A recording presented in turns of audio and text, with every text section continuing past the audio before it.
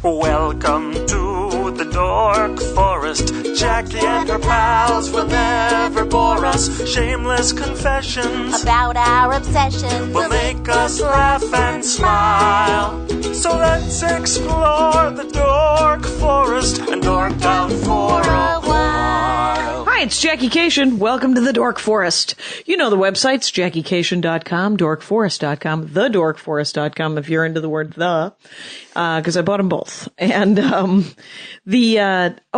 Mike Rickberg just sang the song you heard with Sarah Cohen. Michael sang the Mexican hat dance at the end of the show and make me laugh. And Patrick Brady will fix this audio. Vilmos works on the websites. There is merch if you were to ever want merch. There are 3 different kinds of Dork Forest t-shirts. Due to the good works of Brett Chambers, he sent that fan art with the cursive, the Dork Forest. I don't think it's cursive. I think it's just the words, the Dork Forest. I think I'm using that wrong. Whatever it is, he outdorked me on it because it has a D12 on it. It has the Rebel Alliance without the benefit of copyright symbol and some Elvish, little Quenya. Quenya. Sorry. Oh, no worries. And it means I found it, and it's what Aragorn says when he finds the white tree at the end of the Return of the King. Those are available in green and brown. And then we have the black, the original Dork Forest logo that my nephew, young Salmon Beemel Benrud, designed when he graduated from art school and looked at what I had done and said, "Can I fix that?" And he did. And he did good work. So you can buy a t-shirt if you like at JackieKashian.com on the store page, the merch page. There are also, my CDs are there. The first one, Circus People. And then the second one, It Is Never Going to Be Bread, which was critically acclaimed. Top 10 comedy albums of the year on Amazon in 2010 when it came out. Meaning, I'm due to put out another album any day now. And I'm thinking of calling it, thank you, Steve Mandel.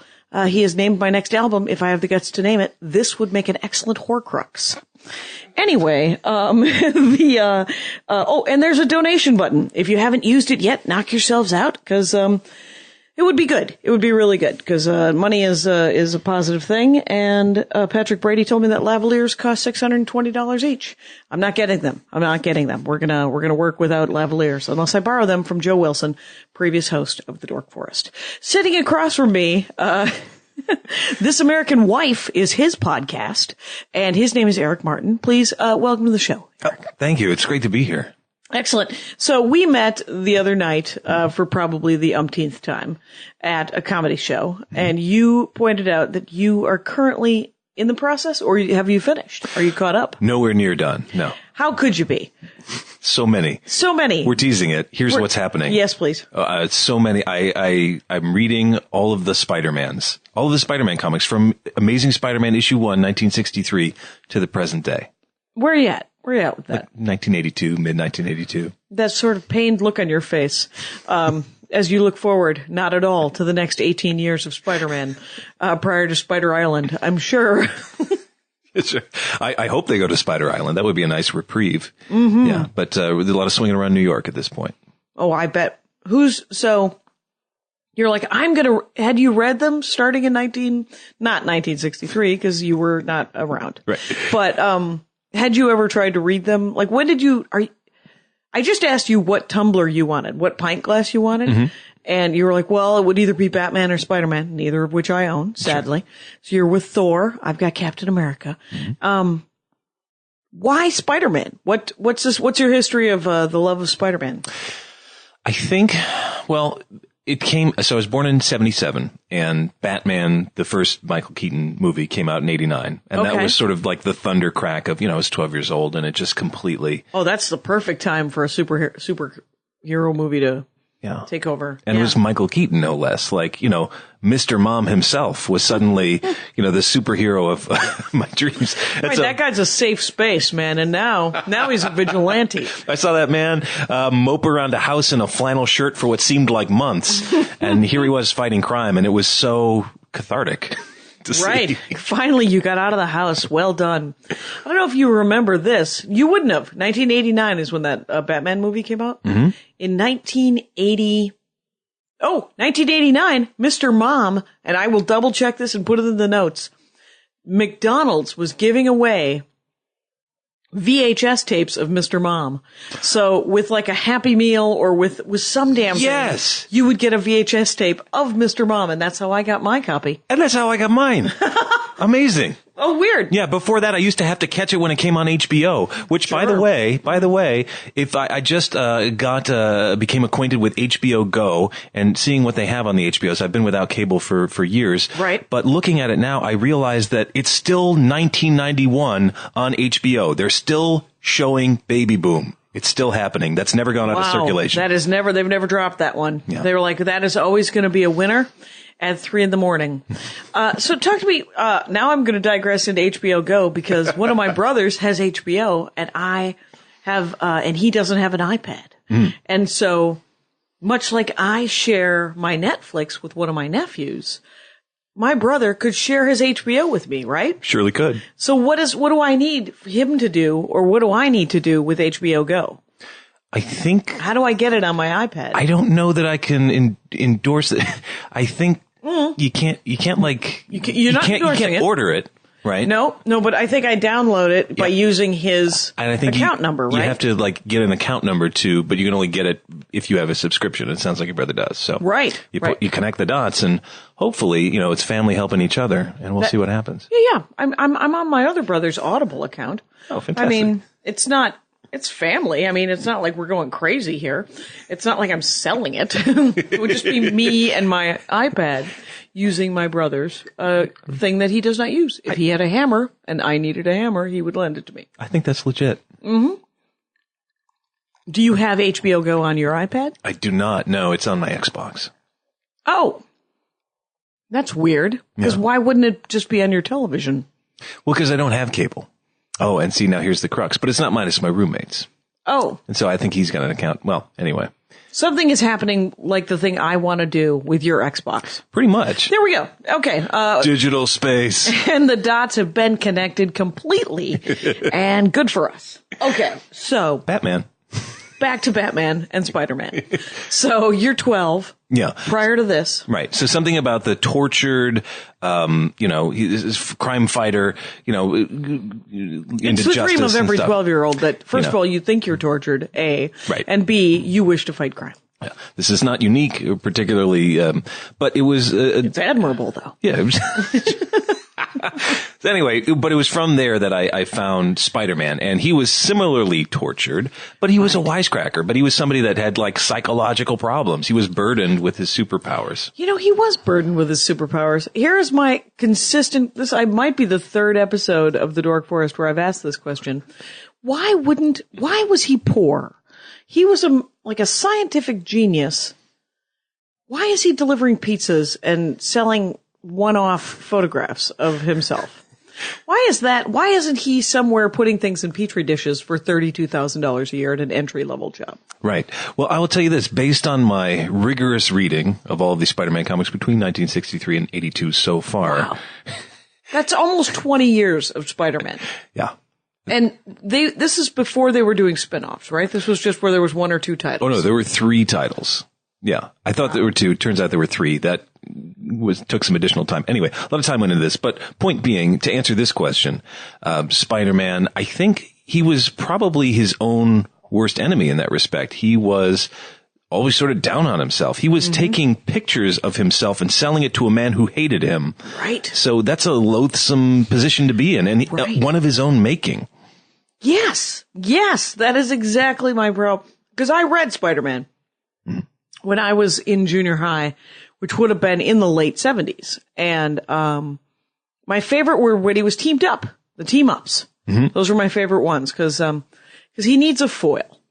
And his enemies are often so dumb in some of them that he needed someone to riff off of. That was another superhero usually. And, okay, so let's start with, so you've almost read 20 years. How many comics is that? That is, I think about like 220 of the Amazing Spider-Man and about 100 to 150 of Marvel Team Up, which is almost always Spider-Man, and then Peter Parker, the Spectacular Spider-Man. Oh, yeah.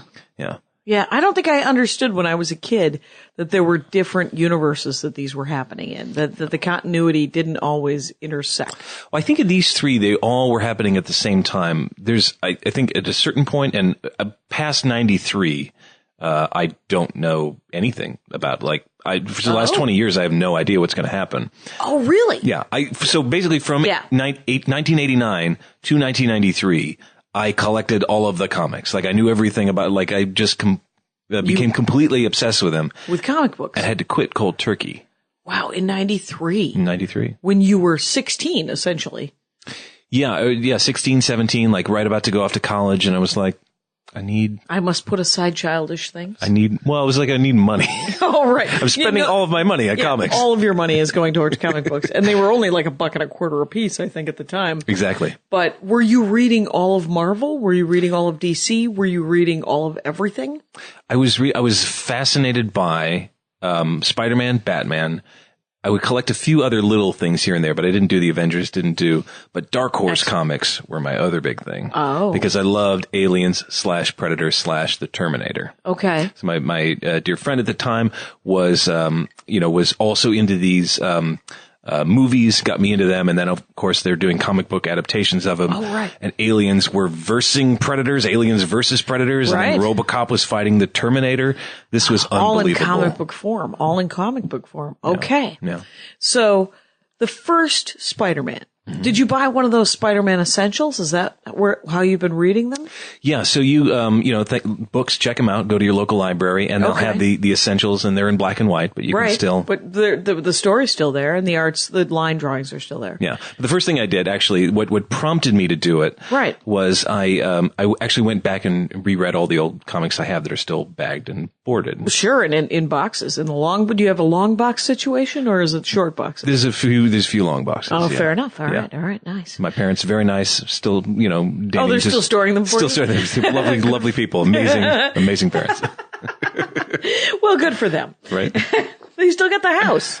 And, so you just reread those 4 years. Yeah. Okay. Pretty much everything you had?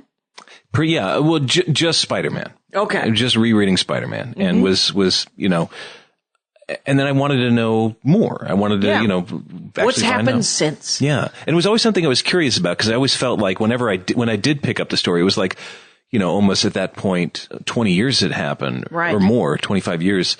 And they would always talk about things that happened in like Spider-Man issue 4 that came out in 64. And yeah. Come on. I wasn't around. Now. Now the backstory. Now you know what happened in Spider-Man 4. It's made me a better person. Has it really made you a better person? Is it coming along? Well, talk to me briefly about, was it, how because I have not read any early comic books. I started reading them probably in 2004. Mm-hmm. And so less than 10 years I've been reading comic books. But the sheer enormity of comic books that Andy Ashcraft collects, is I can give you a bit of a tour afterwards. When we moved in together, the boxes just kept coming into the house. And at one point I was like, what the hell? And he goes, you'll never see them. I promise you. You'll never see, I bought the bed so that it rises up high enough so that we can slide most of them right under the bed. And, but he would consistently go to the long boxes and get me backstories. But then, cause you start out, they're 20 minutes to read one comic. Do you think? I'd say, yeah. Yeah. So you've read almost 300 comics in how many, 220 and then another 150? Yeah. Plus another 150 on top of that. When did you start doing this? In July. Okay. Yeah. Okay. I'm a bit of a speed reader, so I get through them a little quicker. Right. And you can, and to some extent, if you're looking at the black and white, the art is really hard to get kind of sucked into. So you can just sort of skim a little bit. And, that's interesting. So were my point of this entire thing were the early ones interesting? What is the tale of those first 4 years or those first 5 years? Yeah. It's an interesting, what's fascinating is how specific to that era it was, and actually learning as much about Spider-Man and his character as about the world in which these things, came from. Some of these, comics actually had the original ads nearby. I was able to find some of the original ads, and it was like, you know, these howler, you know, monkeys that you could actually, you know, order in the mail, or, you know, you hear about a howler monkey. Well, not a howler monkey, but a like an actual like capuchin monkey that you could animal? Yeah. You could just order animals, and, you know, in addition to like loose animals in the mail. Yeah, they just send you an animal. I don't know how this, you know. Yeah, exotic. It was before they realized that people would order exotic pets, and then all of a sudden you'd have exotic pets. Exactly. Killing people or roaming free and killing all the local fauna and flora. Yeah. So, you know, that was fascinating to see that people could just get monkeys in the mail. Yeah. But at its core, like, this was a nerdy kid, like a high school kid who was picked on. Yeah. And these were one-off stories, and these were like fantastical stories. So the style of the art, you know, Steve Ditko was the artist initially for the first, and what I didn't realize is that Stan Lee actually wrote the first 100 issues of that comic book. Okay. So that was one that he and so everything is in that style. The captions are like, and the most magnificent, you know, panel, and here's these stunning into action in the Marvel way. And every page is just selling itself, you know, so hard. And then the art is very bright and colorful. And so this world of the 60s. Primary and like, colors, right? Yeah. And there's superheroes and supervillains. And yeah, there's a kingpin of crime. But, you know, he's a bigger, larger than life character. What I really became fascinated by was the transition into the 70s, and just the way that the horror of New York in the 70s even bled into these like Spider-Man comics. Yeah. So like the movie Taxi Driver, right? I guess that's 1979. Yeah, well, like 76, like right somewhere right in there. It was, but I'll put it in the notes. Okay. Okay. And so Taxi Driver, late 70s. Right. That was pretty much became what Spider-Man comics were all about in the 70s. Okay, just that gritty New York kind of thing. Super gritty, like were the 60s ones very, they looked like a mad, for lack of anything else, a Mad Men kind of, everyone with hats and ties.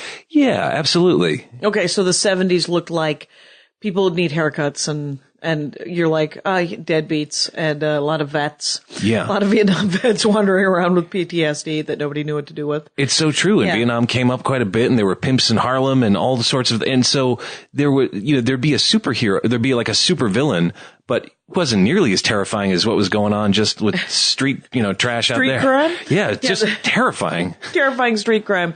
And was there mention of like Watergate and anything like that? Was it Pogo like? Did it go political? It definitely mentioned things.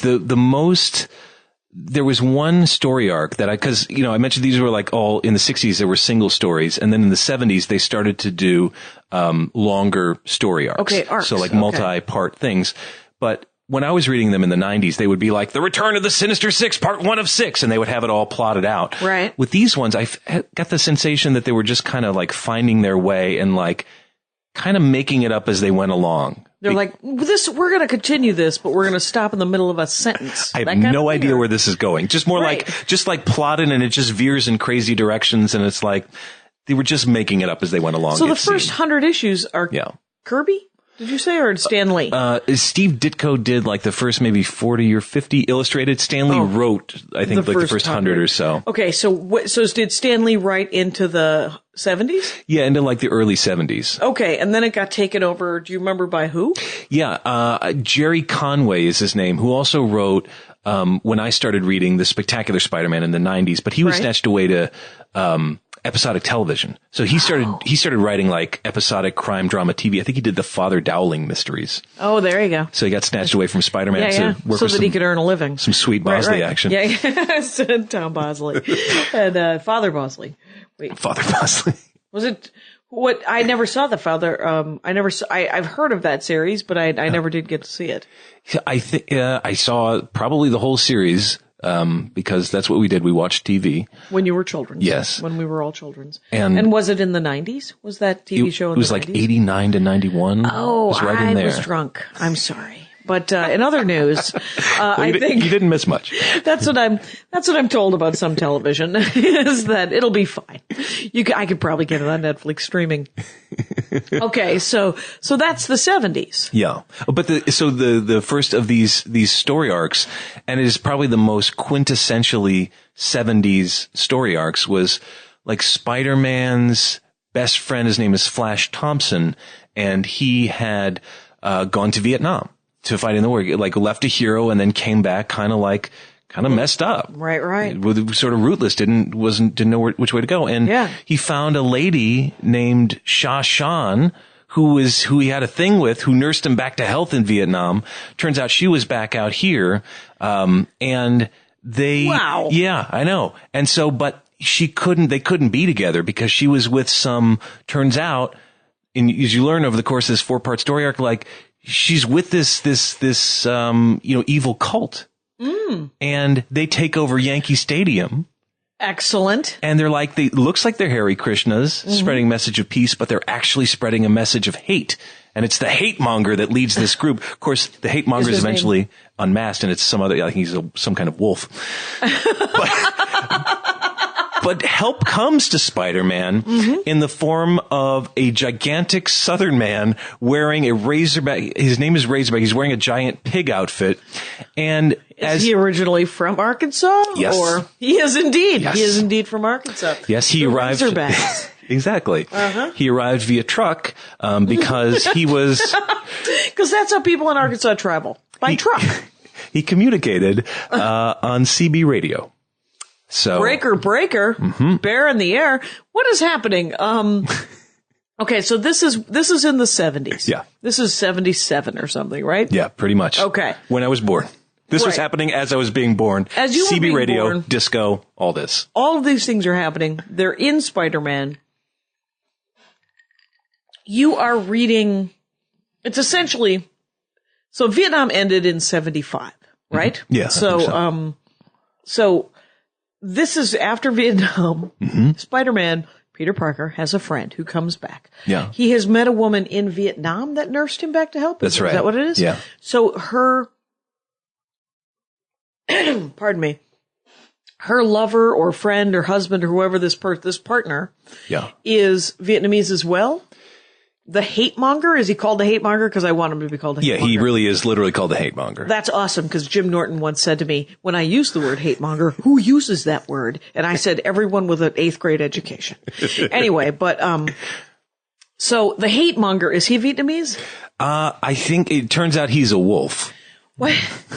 Okay, I have suspended my disbelief, so obviously I'm on board with the wolf man, but is he a wolf man of Vietnamese ancestry? I think he's actually an alien. I think he may be a space alien, if I'm remembering correctly. How did Shoshana, that's not her name. Yeah. But how did the Vietnamese lady get into the United States? She's just on tour with the Hare Krishnas? Yeah. And it turns out they have these very, charismatic, and it's a brother-sister team called like Brother Power and Sister Sun or Sister Sledge or something like that. And they're like all like sun and moon power, but it turns out they're like Vietnamese Kung Fu, because Kung Fu was also huge at the time. So there was a whole martial arts thing going on here too. And no Daredevil? Though? Daredevil. Not introduced into the plot? Daredevil probably would have put a stop to all this nonsense right away. Well, only if it was in Hell's Kitchen. If you go north of 50th Street, he's not, he's fine. Yeah. Whatever. That's Upper West Side. He doesn't, that's not his jurisdiction. And you go below 34th, he doesn't want any part of it. And the first time I went, did you go to New York at all in the 90s? The first time I went was 99. 99. Yeah. I think that was, post-Disneyfication, wasn't it? Or had it been cleaned up yet, or no? It was just about starting, and I remember it was my senior year of college, and we were going to stay with a friend, and we had taken like the cheapest possible airline. It was called Tower Air. Doesn't exist. That does not exist anymore. And a rider in the ticket contract was that this plane could be conscripted at any moment for military service. So we were convinced we were going to go to Kosovo mid-flight, it's needed for the war effort. We're turning around, boys. Excellent. We're bringing in food from the victory gardens across the earth. Wow. Yeah, I went to New York for the first time in 1980. Had to be 84. And wandering loosey-goosey, and it was so gross. It was and it was the heyday of when video games had just started, and I couldn't stop playing video games in general. And so I'm in Times Square looking for video games. Well, there are places to put quarters. Oh, sure. And I would walk into like a sex shop and go, yeah, but do you have Tetris? Do you have Donkey Kong? And they'd be like, get out. get out, lady, get out, crazy lady. And, that's fascinating. So you are now in 1982. Yeah. And so you didn't start reading yours until 89, you say, right? Yes, I've got a bit of a ways to go. I mean, I would get my grandma would give me a single issue for Christmas. So I would catch up. So throughout the 80s, I have a vague sense of, but where we are now in 1982, where I've sort of tapered off, is you're starting to see the streets clean up a little bit. You're starting to see the yuppies come in. You're starting to see these Wall Street type problems come in, these Wall Street villains. The 70s, though, that was, I think both New York and comics themselves were really struggling to find their way. Right. Well, I think it was a brand new kind of genre. Yeah. I think I should have waited until you had made it through the 90s. Because here's the thing. I just started reading Spider-Man again. Oh, no way. Yeah. It's because, all right, those of you, do you want to know what's happening in Spider-Man, or would you like to find out organically? You feel free to spoil.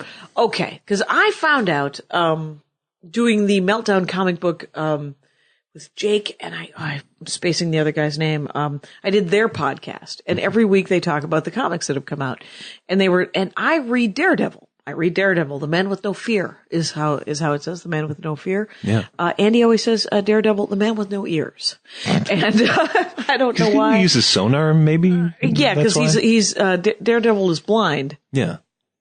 But he's got all kinds of radar and he's got all kinds of superpowers that don't make any sense for a blind man.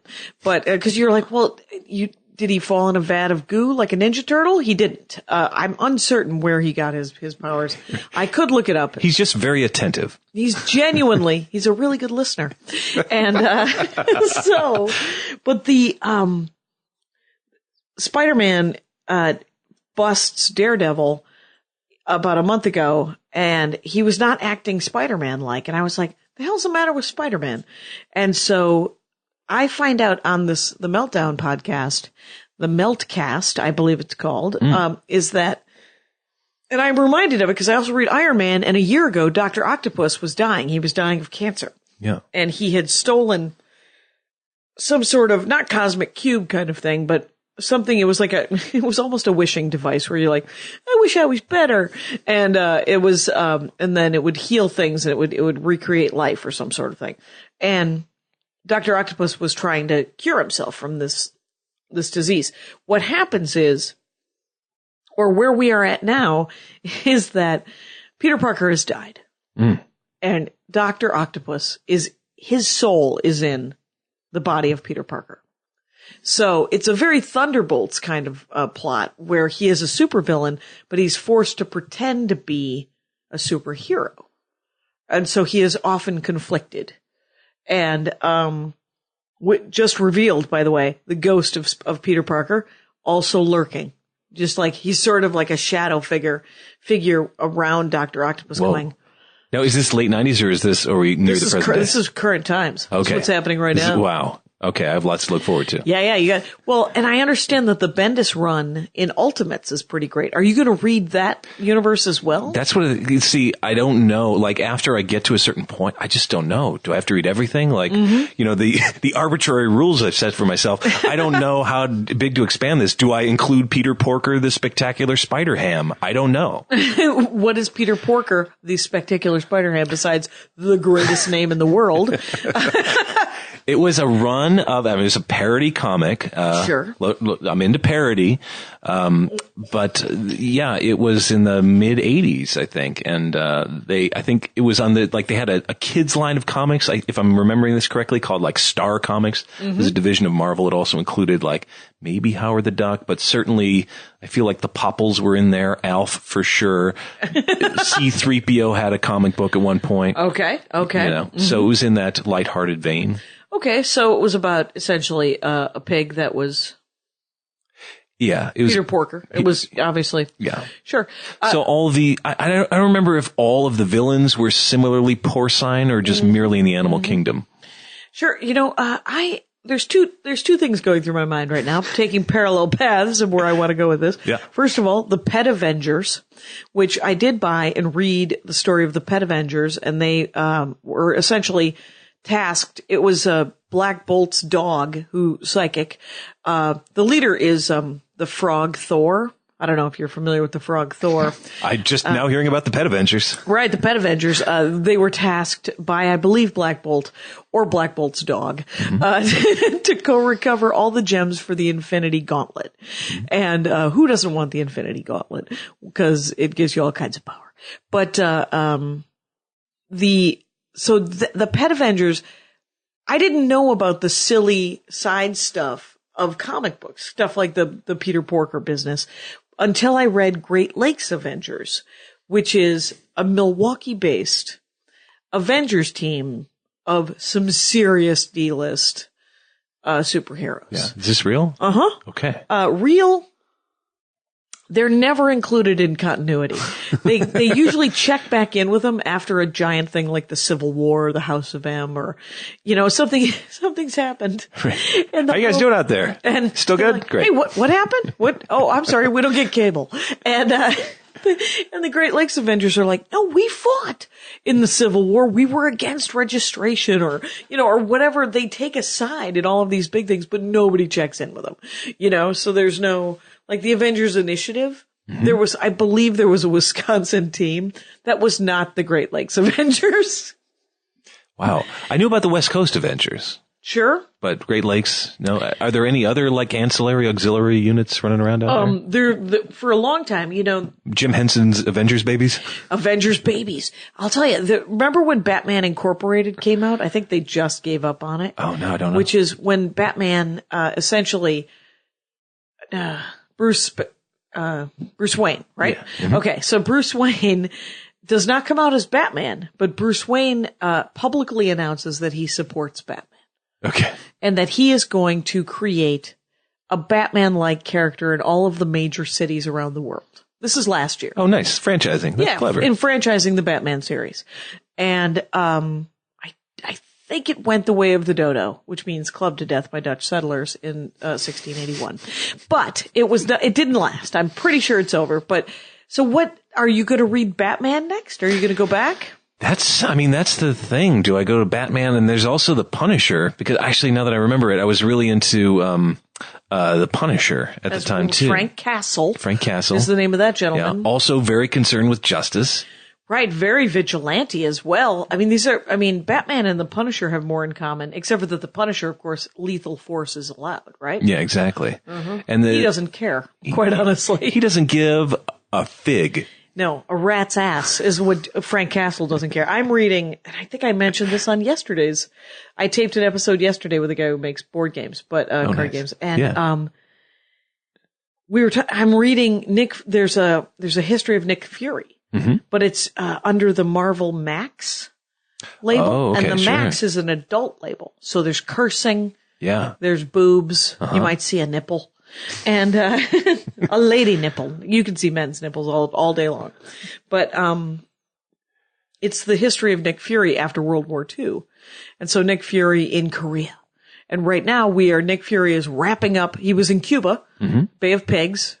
Didn't work out for America, but he's becoming steadily more disillusioned with the CIA. Yeah. And with everything. And so right now he just wrapped up Vietnam, and they showed him meeting the Punisher. Oh. It was essentially Frank Castle. They were hooked up. They were sort of sent on a trip together because Frank Castle was a sniper in Vietnam. Going to do some black ops. It was complete black ops. Yeah. And Frank Castle just essentially massacres just all the bad guys. Like let's leave. They'll napalm them. We don't have to. Our hands will be clean. Right. Frank Castle's like, I don't want my hands to be clean. I would like my hands to be dirty. So I'm super angry. Super angry. I'm Frank Castle and I'm super angry. Have you watched all the movies? The Punisher movies? I don't know. All superhero movies, I think is my question. That's an excellent point. There's a lot of movies out there. Yeah. I mean, certainly in that time, like from, 89 to 93, I was definitely, but you just couldn't make good superhero movies really. Emotionally. Yeah. Like Dolph Lundgren was the Punisher. Oh, was he? And that was, and Louis Gossett Jr. was his buddy, like helping him out. And it was real sort of not that good. But it was still kind of cool. Sure. But yeah. But what year did that movie come out? It was 1990. 1990. Yeah. So you were 13. Yeah, I was 13. You didn't have any sense of what was good or not. Oh, no, I did. I knew at the time. I was like, you know what? I will endure this because it is one of my favorite characters. And I will support it because at least they were making the effort. Okay. Yeah. And Dolph Lundgren is so good in Rocky IV. And almost everything. Everything he touches turns at least to silver. Absolutely. He's pure gems. It isn't mithril. It's just, it's what it is. He's a chainmail coat of burnished gold. Was he in Lady Hawk? No, that was Rutger Hauer. That's who I get him mixed up with. I get Rutger Hauer and Dolph Lundgren mixed up. If you were to call one of them the rich man's and one of them the poor man's, where would you go with that? Oh, I guess it depends on the time. In the 80s, I would say maybe Dolph Lundgren is the poor man's Rutger Hauer. Okay. But it might have reversed now with Rutger Hauer doing Hobo with a Shotgun. Oh, right. Whilst, he was genuinely amazing in that movie. Right. But I think Dolph with his Expendables, I think the tables have turned. The tables. So Dolph Lundgren, rich man's Rutger Hauer at this time, possibly? I'd say. All right. Yeah. All right. Well, I mean, it's just a game. It's Dabney Coleman, poor man's Gene Hackman. It's a game that I've played. Michael Keaton, by the way. Yes. Steve Guttenberg, poor man's Michael Keaton. Judge Reinhold, poor man's Steve Guttenberg. And he can just keep going. Dabney Coleman. Yes. So good in Cloak and Dagger. You ever see that movie? I did see Cloak and Dagger. Yeah. And how does that, I wonder how that holds up, quite honestly. I was told that it's much darker than I even remembered. Okay. Like it's a genuinely sort of terrifying, like he's put into some perilous situations, that little boy. Okay. Henry Thomas, kid from E.T., and Dabney Coleman is his dad / this video game colonel, I think, that he idolizes, or was it a game? Or I don't remember. You know what? I saw it, and I remember being slightly disturbed by it. Yeah. But I wanted to like it so much that whenever it comes up, I have a knee-jerk reaction. Oh, yeah, that one was great. But I genuinely can't remember. I remember being slightly disturbed, but liking it, and Henry Thomas was in it. Yeah. From E.T., so I was on board. Yeah. I feel like young Henry Thomas, like, murders thugs with pistols. I feel like that happens in that movie a lot. Okay. You know what? I own The Last Starfighter. Oh, so good. Holds up hardcore. Yeah. Amazing. Robert Preston. I've talked about it before. Let's talk about it again. A remake of The Last Starfighter. How could it be done? What would the app be? Because that's what you'd have to do. You'd have to send out some sort of iTunes app that would be the test, so that you could be to find a starfighter. Yeah, that would be the test that you'd have to send out, right? I think, yeah, and you'd have to pilot, it would be drone control. You've seen those like helicopters that run via, just so you have them do that run, and then it turns out you're actually piloting a spaceship. Ender's Game. Did you read Ender's Game? No, I didn't. I know of it, but I've never read Ender's Game. Well, it's an easy read, especially at this late date, because it's written for 11-year-olds.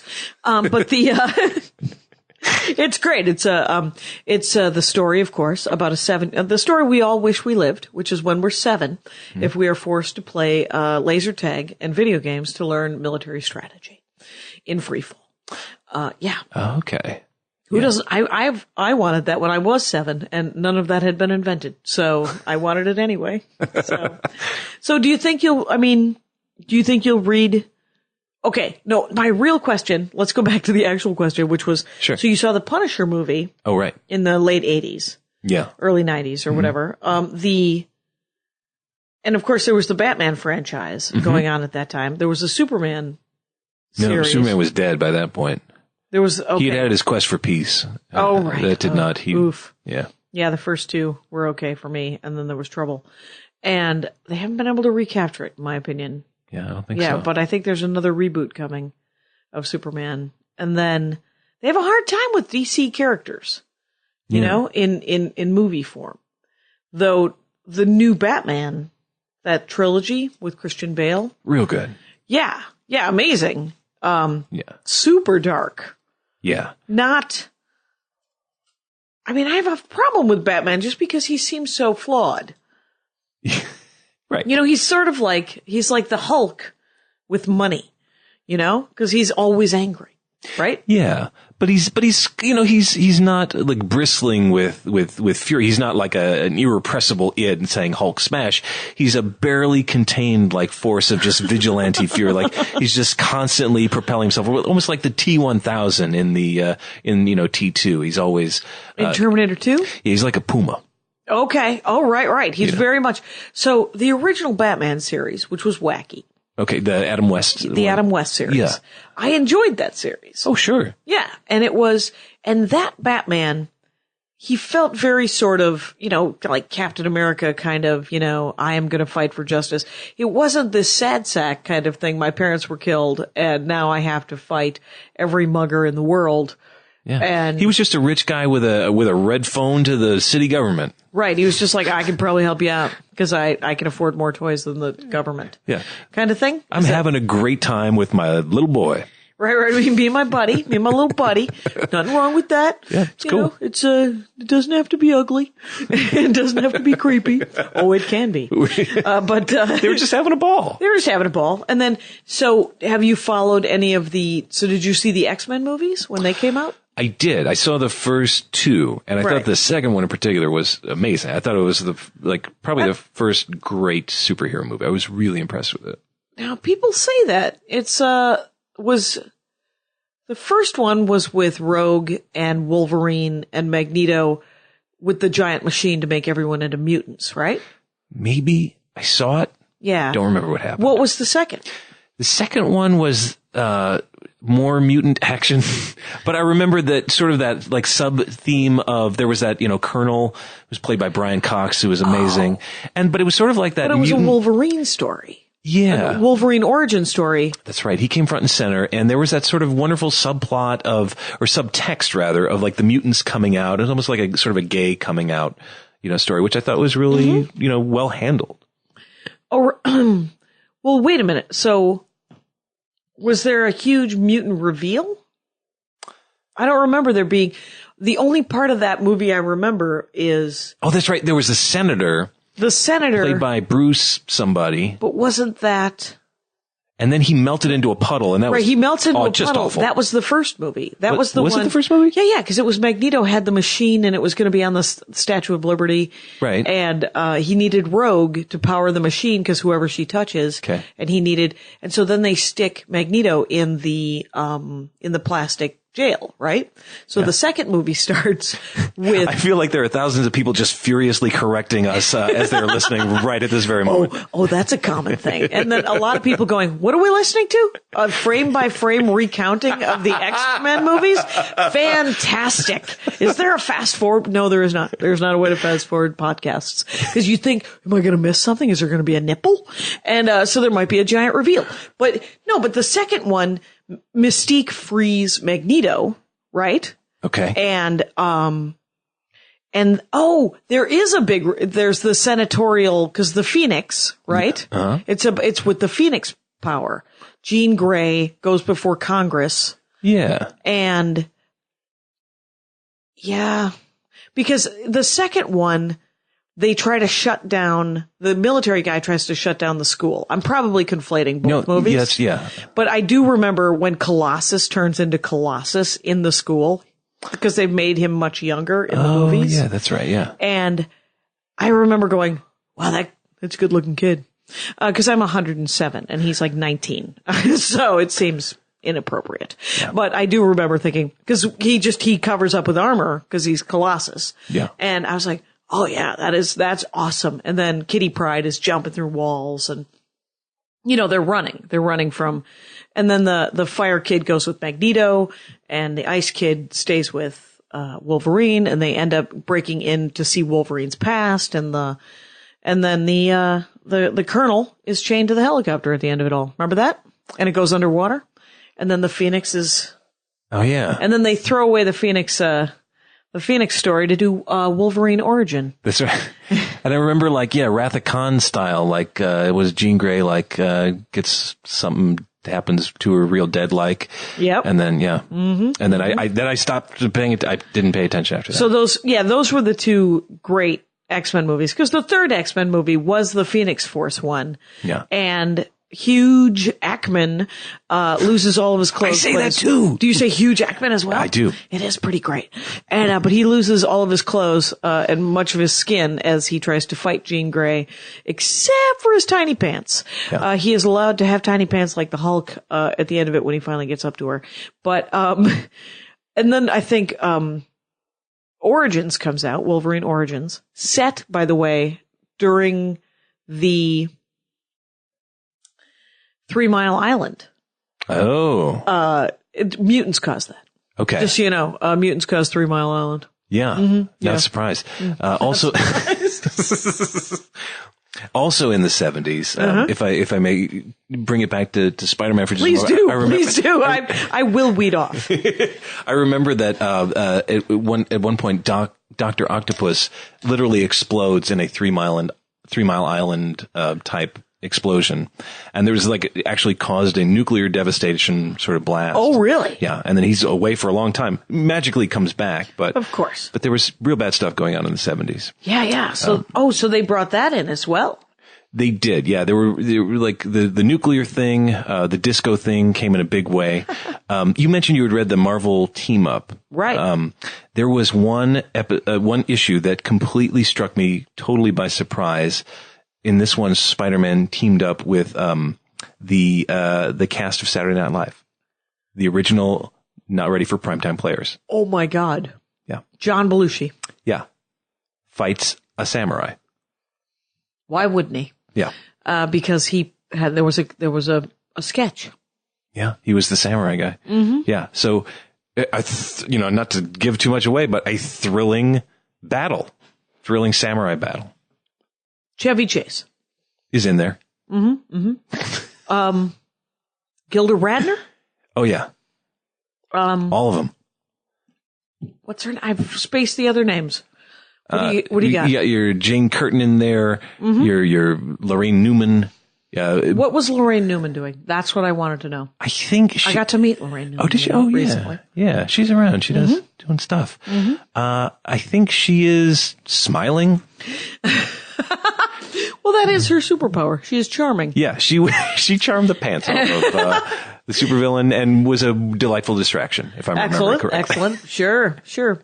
Super Fox. And Jane Curtin, was she Bossy Magoo all over? Yeah, I think she was in the there was a news, if I could just be making all this up at this point, just because it read like a fever dream.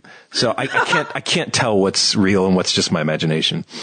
But I think she was on the newscast, and then interdimensional hijinks ensued. And Spider-Man, was he starstruck to meet the cast of them?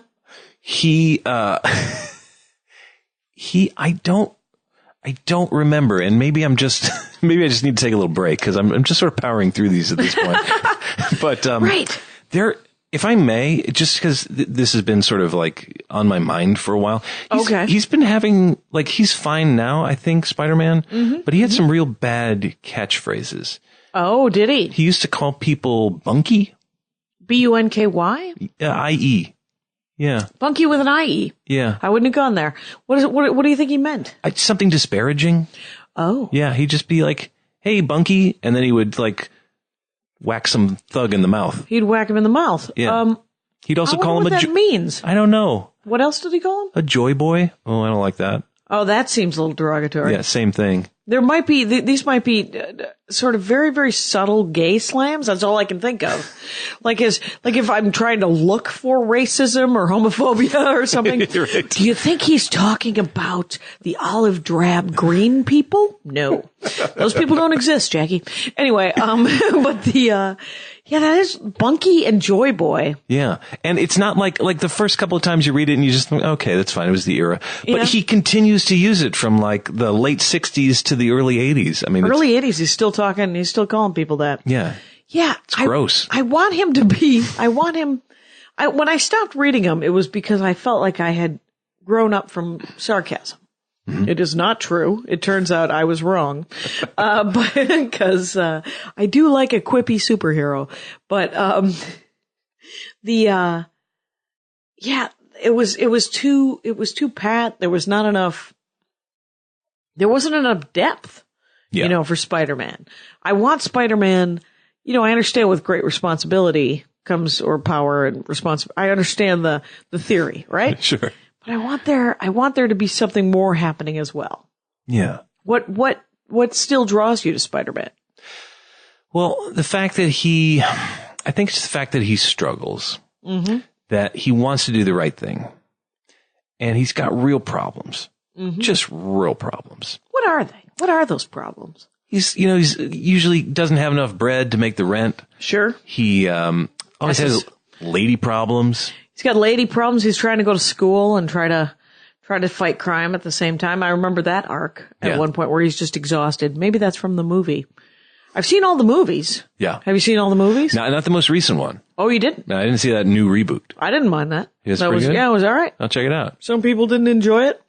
I don't have a lot riding on. Like, I like the comics so much that I had more invested in the Avengers series. Sure. Because I read each of those comics and it's so weird. But I didn't read Iron Man before Iron Man came out. The movie, first Iron Man movie inspired me to start pulling Invincible Iron Man. Mm-hmm. And it's been excellent. It's been excellent, actually. Yeah. But I haven't asked you, do you have a favorite comic book? Too many. Okay. I've been loving a lot. I was just plugging, Girls, which is an indie. It's very science fiction-y kind of, the Luna Brothers are these two guys, and it's an Image title, I believe. So it's not the Marvel adaptation of the Lena Dunham series? It is not. Okay. Who's Lena Dunham again? No, she does the Girls HBO show. Oh, which if you had HBO Go. Exactly. If I was allowed, if my brother would just give me his, I know, that's why I'd heard her name, because I had recommended it to two different people now, and Baron Vaughn and Steve Mandel. And the Luna Brothers have written 3 titles. The first one was called Ultra, and it was almost made into a TV series. And it was about supermodels who are also superheroes. Huh? Come on. Mm-hmm. Why isn't that on television every moment of every day? I'd watch that. Everyone would. And yet it didn't make it. The next one was better. It was Girls. And Girls is essentially about a town of 68 people in the middle of nowhere, America. And a man has just broken up with his girlfriend in this tiny town. He is driving in his pickup truck back to his house. He is drunk. There is a woman on the side of the road flagging him down. She is nudish. Mm-hmm. She is naked. Listening. And listening, paying attention. So he picks her up, gives her his shirt, and I believe he is a gentleman, and brings her. He's like, "Where do you live?" She doesn't talk. Perfect. Nude, doesn't talk. Come on. Luna Brothers. Anyway, making friends. But what happens is she seduces him, because that's how it happens. That's how ladies do it. And the next morning, they wake up at his house. She's in the bathroom. She's laid 100 eggs. Oh, yeah.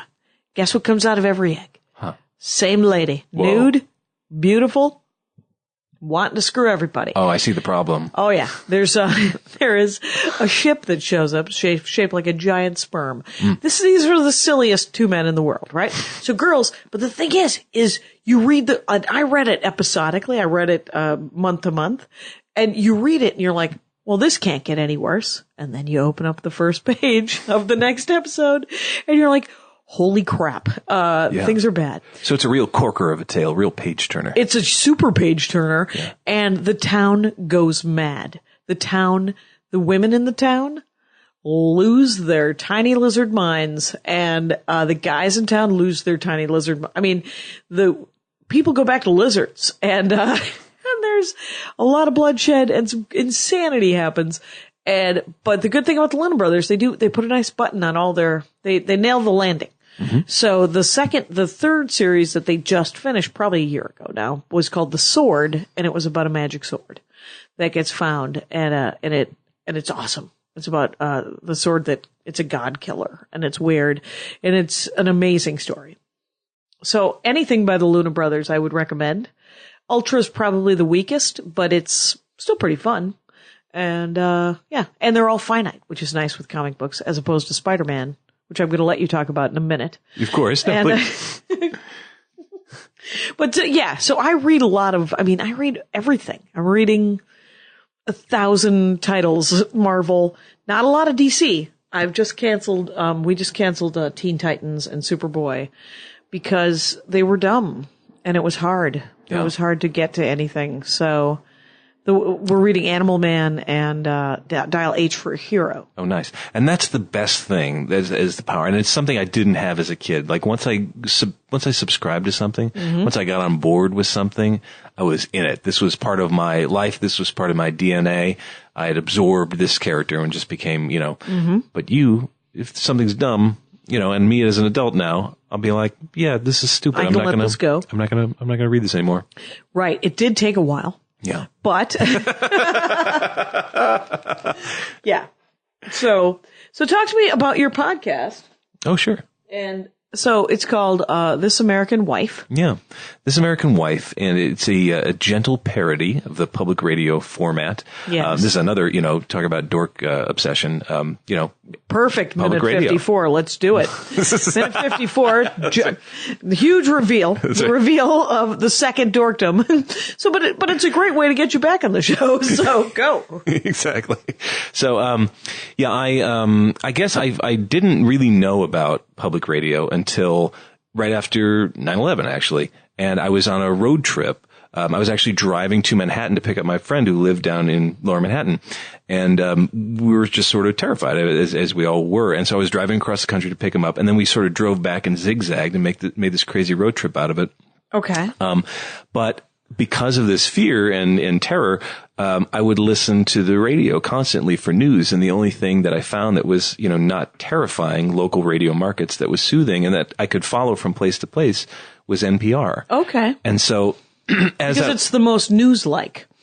Yeah. It's not as inflammatory as talk radio. Exactly. It's not, you know what? It is not inflammatory. It is occasionally irritating, but it's not inflammatory. Exactly. It's a little adenoidal, but it's very balanced and it's very soothing. And there was something about those voices that made me feel better.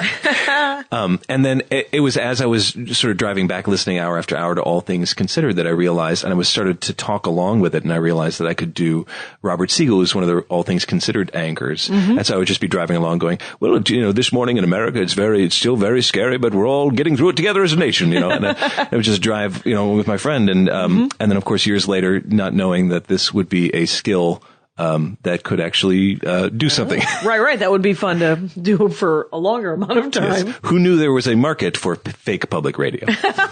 I believe there is. That sounds like that is a serious market. So they can go to thisamericanwife.com. thisamericanwifepodcast.com. Podcast.com. And we're also on iTunes and all the other. We've been on a bit of a hiatus these last couple of months because we are putting the finishing touches on a web series version of it. Oh, video. Yeah. So it's going to be video with moving pictures.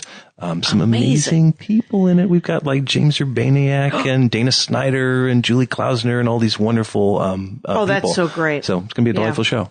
That's cool. And how many episodes are there? Season 1 will have 5 episodes. How many episodes of the podcast are there? We're on number 64. Okay, so people, you could catch up out there, people. You got 64 hours in a week. Yeah. When's the web series going to get released? It should be in the next few weeks. Okay. Yeah. So Marchish? Marchish. Nice. Yeah. And if you like, specifically, like things like the Thrilling Adventure Hour, Super Ego, if you're podcast listeners, we have some original episodes with those guys that are great ones to start with. Oh, yeah. Thrilling Adventure Hour is amazing. Yeah. The writing on that is just so full of joy.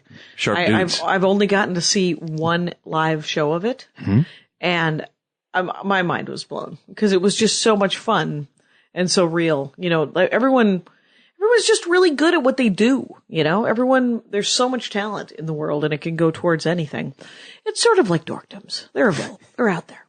So people can follow you on Twitter on say it. Yeah, the show is This Wife on Twitter. Wife. And my handle is personal. Just me keeping it real. Right. Erc Martin. Eric with a C, the number 1, Martin.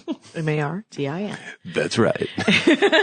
Eric, this has been fascinating. And when you are done, when you are caught up with Spider Island, yes, please come back on the show and tell us how it all ended. I'm feel it's going to be a bit of a ways off, but I would love to. I would love to. It'll take a while. That's fine. Of course. Don't wait up is what we're saying, Rangers of the Dork Forest. Yeah, don't hold your breath. Anyway, super fun episode. Thanks for tuning in. Take care of each other out there. Bye. My hat, my hat, my hat. They're dancing around my hat. My hat, my hat, my hat. Well, what do you think of that? If it looks like a Mexican hat dance and it sounds like a Mexican hat dance, it's most likely a Mexican hat dance. So take off your hat and let's dance. Yay! Oh my God. Why don't we just call that as the end of the show?